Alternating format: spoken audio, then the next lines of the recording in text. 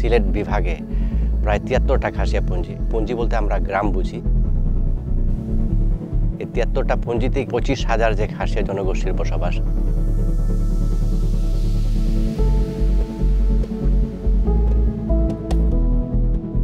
এই খাসিয়া পানটা আমাদের ব্র্যান্ড। সবাই কিন্তু পান চাষের উপরে নির্ভরশীল। খাসিয়ারা বাই বর্ন পান চাষী।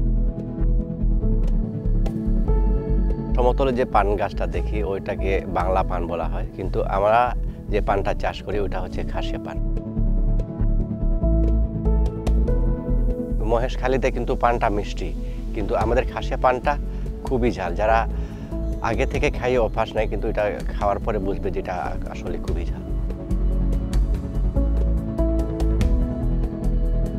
খাসিয়া পানটা ন্যাচারালি যে সব গাছ আছে ওই সব গাছে উপরের দিকে ওঠে। আমাদের পান চাষের ক্ষেত্রে কিন্তু ছেলেদের ভূমিকা এবং মেয়েদের ভূমিকা আলাদা আলাদা।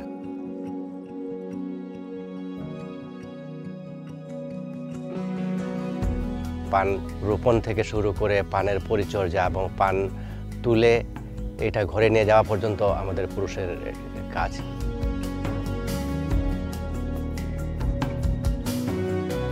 বাংলাদেশের সব খাসিয়া পুঞ্জিতেই পানগুলোকে গোছানো থেকে বিক্রি করার কাজটা হচ্ছে মেয়েদের, এবং পাইকারের সাথে মেয়েরাই দাম দর করে, এবং যে হিসাব নিকাশগুলো নেওয়ার থাকে সেগুলো মেয়েরাই পাইকারদের কাছে নেয়।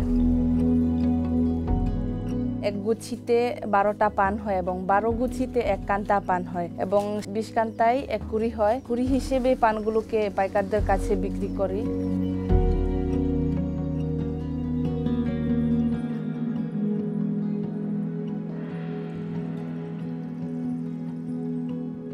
এটি হচ্ছে আমাদের খাসিয়াদের বিশেষ পান তোলার মই, এবং এটার বিশেষত্ব হচ্ছে এটা একটি বাঁশ দিয়েই তৈরি করা, এবং এটার প্রতিটা গিটে গিটেই রয়েছে খিল সিস্টেম, এবং সেটা যত বড় উঁচু গাছই হোক সেখান থেকে আমরা বিশেষ কায়দায় পান তুলে থাকি।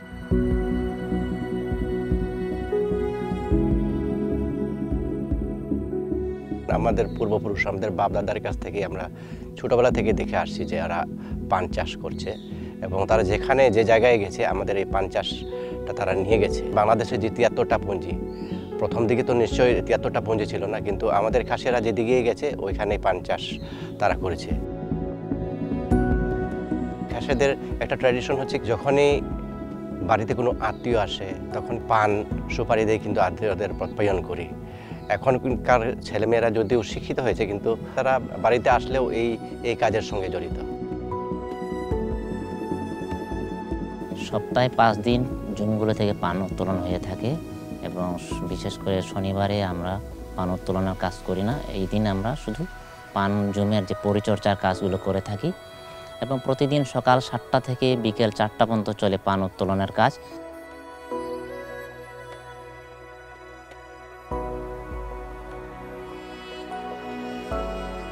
পান গাছের গুঁড়িতে সাধারণত আমরা গাছের লতা, পাতা, ডাল এগুলো দেই, এগুলোই সার হয়ে পানটা বেড়ে উঠতে সাহায্য করে। আমরা কিন্তু কোনো কীটনাশক বা অন্য কোনো সার ব্যবহার করি না। অনেক রোগবালাই আছে এই পানের মধ্যেও, আর এই রোগ সঠিকভাবে বা বৈজ্ঞানিক পদ্ধতিতে আইডেন্টিফাই করতে না পারার কারণে এই রোগবালাইটা কিন্তু আমরা পুরোপুরি নির্মূল করতে পারতেছি না।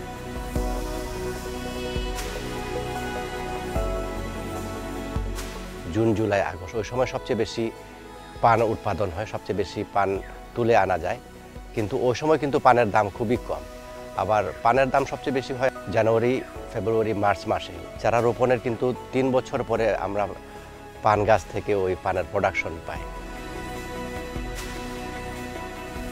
ছোটবেলায় কিন্তু আমি দেখছি যে আমাদের খাসিয়া পান থেকে আসলেই অনেক ইনকাম হতো, কিন্তু ইদানিংকালে পানের দাম এবং পানের যে রোগবালাইয়ের কারণে আমাদের পান থেকে ইনকাম খুবই কম। মোটামুটি একটা সংসার চলে আর কি।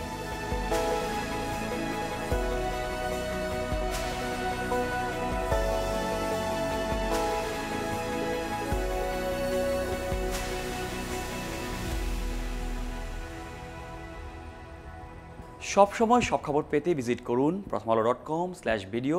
চোখ রাখুন প্রথম আলোর ফেসবুক পেজ এবং ইউটিউব চ্যানেলে। থাকুন ভালোর সাথে, আলোর পথে।